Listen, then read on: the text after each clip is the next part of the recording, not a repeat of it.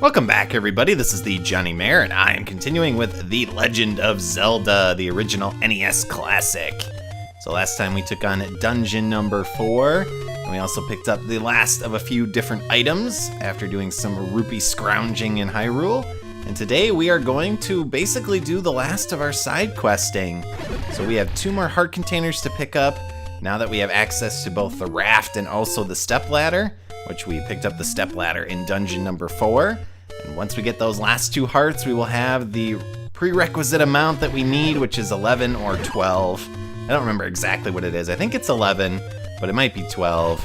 But that'll be enough to pick up the final sword in the game, the most powerful sword in the game, which is always, of course, a wonderful moment in any Zelda game once you are able, and I want that rupee, even though I don't need it. When you're able to get that final sword. Now in this game, it is not called the Master Sword, it is actually called the Magical Sword. But yeah, it is basically the Master Sword, and I'm gonna call it the Master Sword, even though it's called the Magical Sword, and that's what I consider it to be. But we have to run through all of the various screens here that we went through way back in my first episode, and I'm gonna let that fairy go free instead of actually eating it. So hopefully it can help out another adventurer that might come along through this area. We have to head all the way to the east of the world map, and basically the last 2 heart containers are located pretty much in the same place. They're only a couple screens from each other. So here is one of them that we need the stepladder to access. So first we'll kill off all of these Octoroks, and maybe the Zora as well. Awesome. And now we need 1 more heart container, and that is located 2 screens to the north from here. And we'll access that one by using our raft. And I'm trying not to kill every enemy, but Octoroks are not too tough, and fortunately I did get some bombs. So we can replenish all those bombs we used in the last dungeon, which will be helpful because we need quite a few in dungeon number 5. So let's grab our final heart container, and then I'm gonna walk all the way back to where we left dungeon number 4 so we can continue over to get the magical sword. See you in a bit. Alright, so we are back where we started this episode, just south of dungeon number 4. I went basically north and west from where I got that last heart container, and then came south a little bit to get to that screen. So now we need to head back towards dungeon number 3, and we're gonna access what is called the Lost Woods, which is a continuous maze that you basically have to defeat in a particular way in order to access the particular path that we're looking for. So first we're gonna kill off some of these moblins though, because otherwise they're just gonna keep shooting arrows at us and probably hit us in the back. Now we can bypass these stairs without going down. And I am gonna kill off the moblins also in the Lost Woods here, which is this screen, because otherwise if you don't, you'll have to keep facing them each time that we go through this. But as I mentioned, this is the Lost Woods. It is a maze, just like most of the Zelda games when you go into the Lost Woods, or, you know, the Kakarika Forest, or the Kokiri Forest, or the various places. You have to go through in a particular order to get to the end of it. So you need to go up, and then to the west. Then you have to go south, and then to the left yet again. And that will take you through the Lost Woods. So we get that nice little jingle. We're gonna run past all these Lionels, and basically we're gonna continue up into the graveyard. So these ghost enemies are interesting because there's one on each screen, and if you touch one of these tombstones, another one will pop out. They're called something like genies or gahinis, or I don't know exactly what they're called, but they take about 5 shots with our second powered sword, the white sword, to actually defeat. Now, if we push this grave and take a shot there, apparently, from another ghost that popped out, we're gonna grab the magical sword. This is the best sword in the game. So it's roughly twice as powerful as the white sword, and roughly 4 times as powerful as our starting wooden sword. Now we want to get to dungeon number 5, but before we do that, there are a few more items I want to pick up. Dungeon number 6 is actually located to the north here, but we're not going to go in there. We're going to, again, skip it for now as I dodge these pea-hats.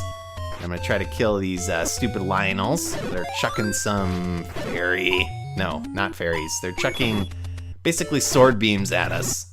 Notice we can kill them now with only 2 shots from our magical sword. Would have taken 4 shots with our white sword. Now, we have these Armos Knights. There's actually a special item located under a particular Armos Knight. So we'll need to activate it, and then we'll kill it, and then we'll grab the item. So it's this one right here. And that is the Power Bracelet. So no, this is not Link's Awakening. It's not going to let us pick up boulders or rocks. But it will allow us to access what are called... Well, what are called? They're essentially warp points.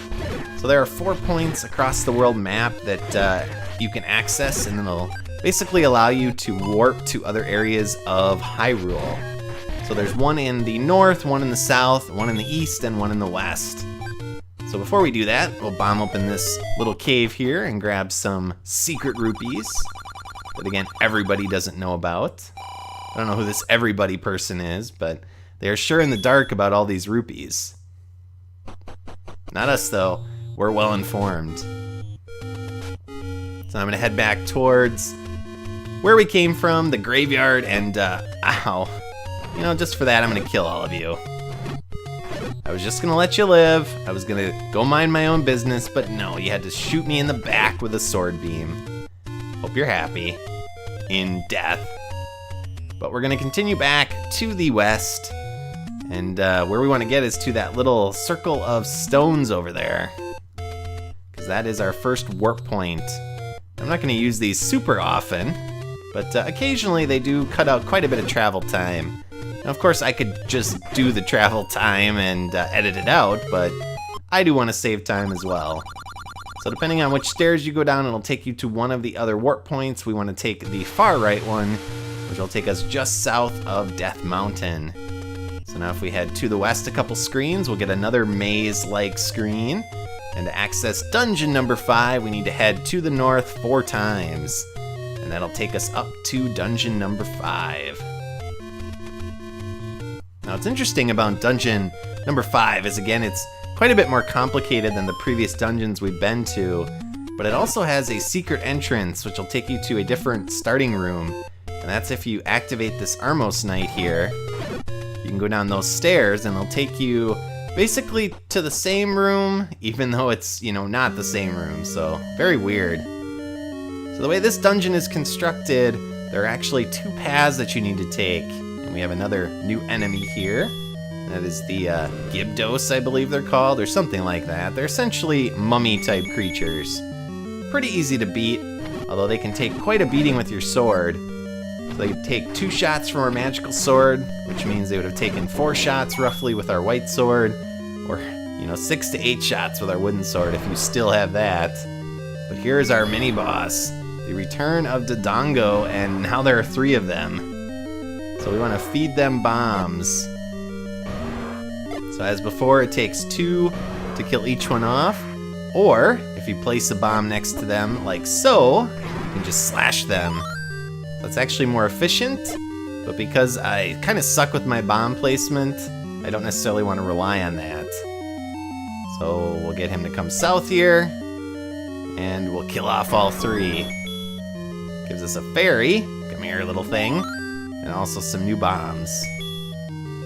Now the map to this dungeon is actually located to the north here, so I'll quickly grab it. And then we're gonna start down the secret path. As you can see, the layout of this dungeon, which is called Lizard, I believe, is, I guess, kind of shaped like the head of a lizard.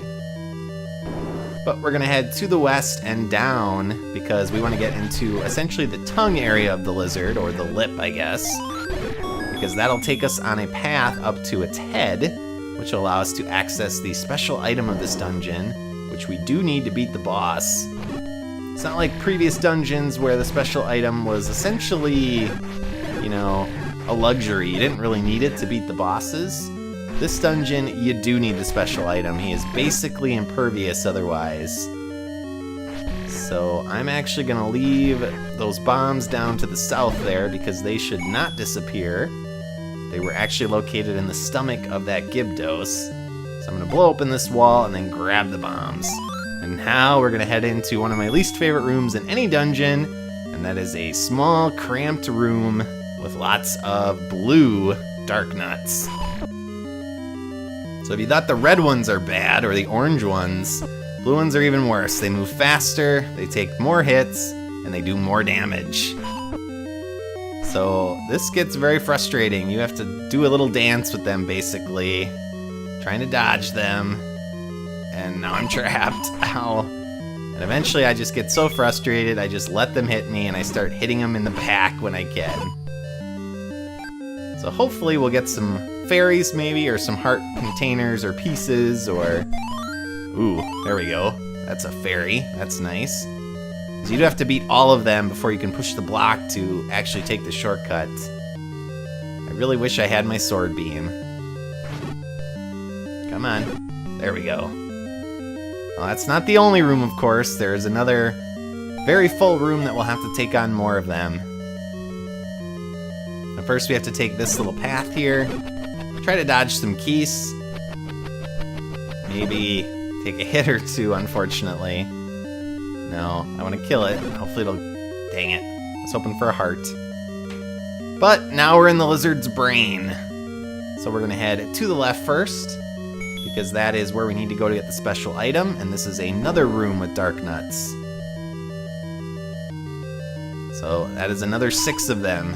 So what I'm going to try to do is use some bombs to weaken at least a few of them, so that hopefully I don't take as much damage. Now it takes roughly 3-ish bombs to kill a dark nut. The blue one that, ow, is... Oh, fairy. So if you can hit him with 1, you can usually then kill him with 1 sword slash. Okay, 2 down, 4 to go. Now these are, again, not even the worst enemies in the game. Those are still to come. We will meet the worst enemies, in my opinion, in the next dungeon. But dark nuts are not fun.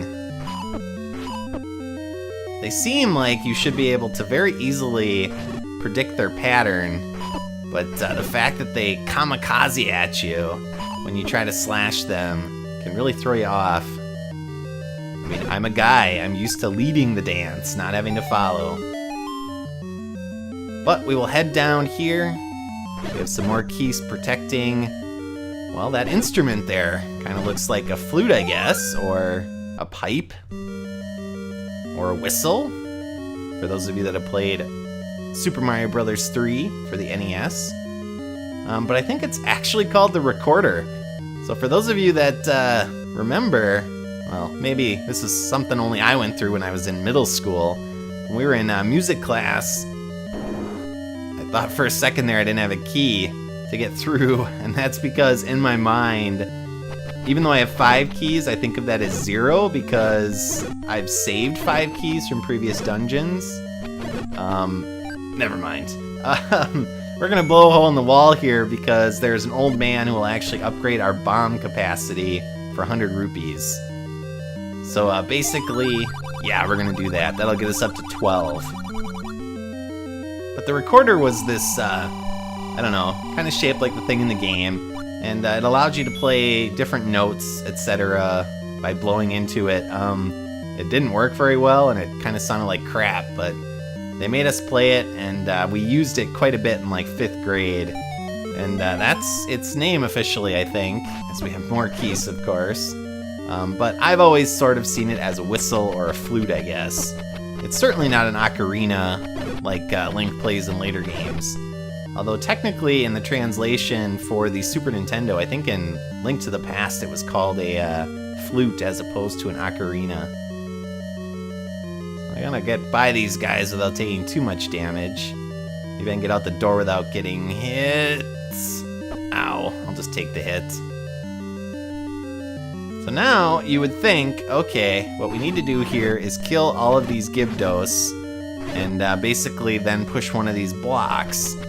And I'm guessing that's really what works here, but unfortunately, for some reason when I play this game, none of the blocks work for me. And I don't know if that's because I don't know which one it is, or you have to push a block in a particular way, or what's going on with that.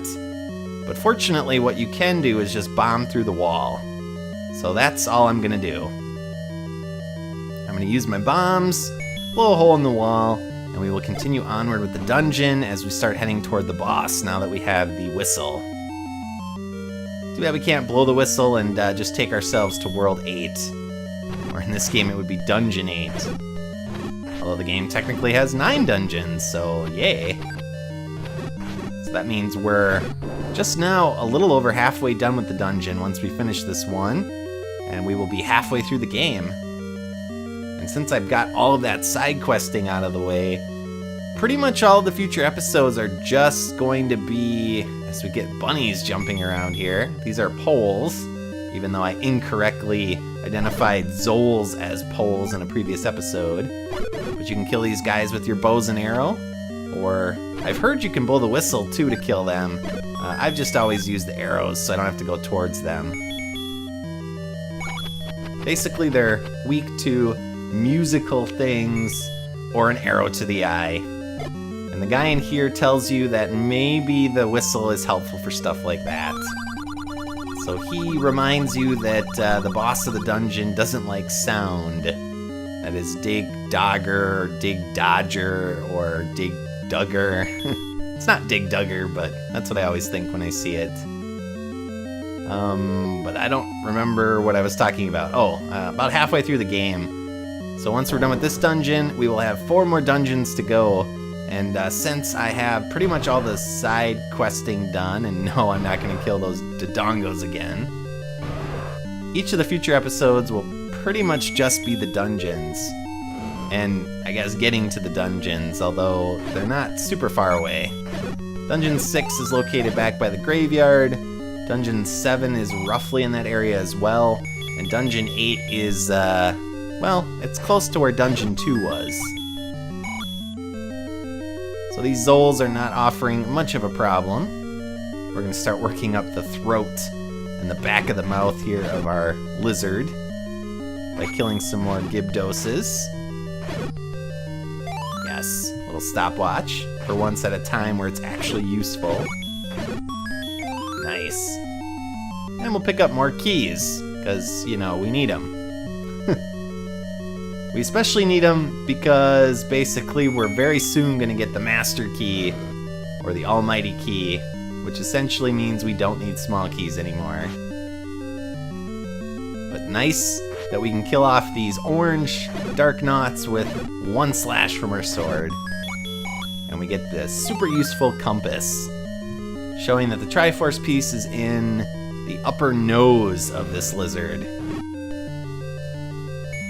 This is a nice potpourri room. We got some Gibdos, some pole voices, and also some keys. Now there is one more hidden room in this dungeon, just like in the previous one. You can actually bomb to get into the eye. So if you'll notice on the map, roughly where the eye would be in an actual lizard, you can blow that open, and there's an old man in there that'll give you a tip. And his wonderful tip is arrows are useful. So you can't bomb north here. That would make things a lot easier if you could get into that room up there to get the bomb expansion. So you do have to take the shortcut. But in the meantime, we're going to kill off these Gibdos. We have one more room to go before the boss, and that room will have more Pole's voices in them. Now there's no reason to really kill all these Gibdos. You'll notice that the door is actually open to the next room, but I have a bloodlust, and I want frivolous keys. So lots of pole voices in here. Again, we don't have to kill them all. If you want to, you can use your arrows, or you can just run right by them without worrying about them. So this is the boss, Dig Dugger, or Dig Dodger, or Dig Dogger. And to the south of him is a completely useless room. Yay! I guess it's a trap room, sort of, with more Gibdoses. We'll get more bombs, And then once we're done with this, we'll head back to the north and take on the boss. He goes down pretty quick, and then we'll call it an episode. So what we're gonna do to beat Dig Dodger, or Dig Dugger, or Dig Dogger, I don't know, whatever he is we're gonna take out our bombs. You're gonna lay a bomb at its feet, even though it doesn't have feet because it's a big circle, and then blow the whistle to split him into a form that can actually be harmed. That'll drop him down and glitch out the color, apparently, and then you just slash him. And now we get the color back. Awesome. So next time, we're gonna head towards dungeon number 6. Thanks for watching, viewers. I'll see y'all next time. So long.